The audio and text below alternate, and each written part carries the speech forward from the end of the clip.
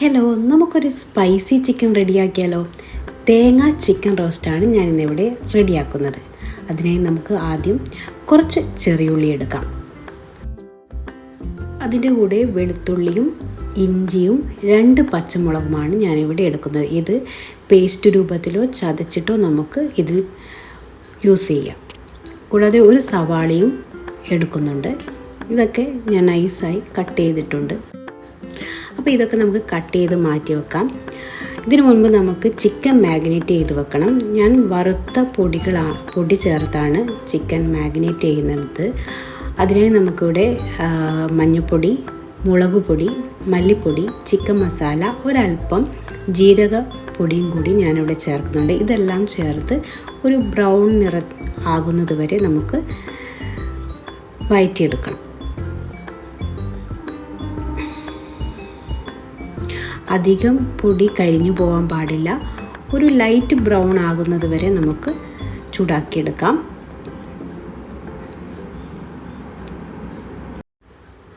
അപ്പോൾ എൻ്റെ പൊടിയൊക്കെ നന്നായിട്ട് ബ്രൗൺ നിറത്തിലായിട്ടുണ്ട്. ഇത് ചിക്കനിലേക്ക് ചേർത്ത് നന്നായിട്ട് പുരട്ടി വെക്കാം. എത്ര സമയം പുരട്ടി വെക്കുന്നോ അത്രയും നല്ലത്. അപ്പോൾ അത് മാറ്റി വെക്കാം. പിന്നെ ഞാനിവിടെ ഒരു കുറച്ച് തേങ്ങ എടുക്കുന്നുണ്ട്. ഇതാണ് അതിൻ്റെ സ്പെഷ്യൽ. ഈ ചിക്കൻ്റെ സ്പെഷ്യൽ എന്ന് പറയുന്നത് തേങ്ങ തന്നെയാണ്. പിന്നെ അതിൻ്റെ കൂടെ കുറച്ച് ചെറിയുള്ളി നമ്മൾ മാറ്റി വെച്ചിട്ടുണ്ടായിരുന്നു.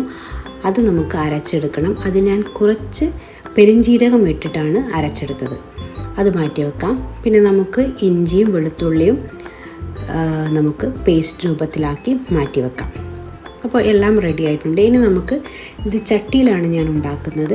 നാടൻ രീതിയിലാണ് ഞാൻ ഉണ്ടാക്കുന്നത്. അപ്പോൾ ചട്ടി എടുത്തു, ഞാൻ എണ്ണ ഒഴിച്ചു. അതിലേക്ക് നമുക്ക് സവാള ചേർത്ത് നന്നായിട്ട് വഴറ്റാം.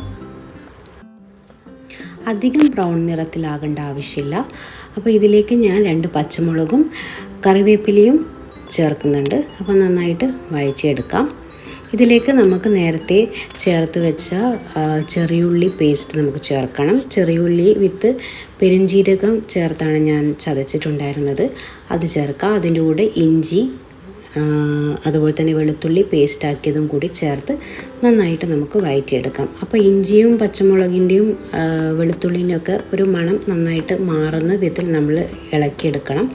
അതിനൊപ്പം നമുക്ക് തേങ്ങ കൂടി, ചിരകി വെച്ച തേങ്ങ കൂടി ചേർക്കാം. അങ്ങനെ എല്ലാം ഞാൻ ചേർത്ത് കഴിഞ്ഞു. അപ്പോൾ ഈ ഒരു പരുവത്തിൽ നമുക്ക് കിട്ടും.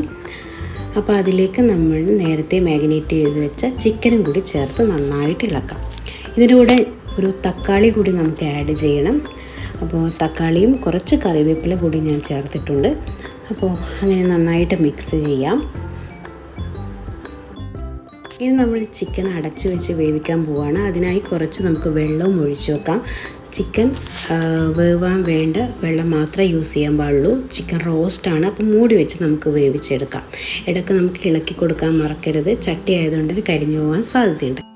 അങ്ങനെ ഇവിടെ സ്പൈസി ചിക്കൻ റെഡി ആയിട്ടുണ്ട്. അപ്പോൾ നിങ്ങൾ ട്രൈ ചെയ്ത് നോക്കൂ.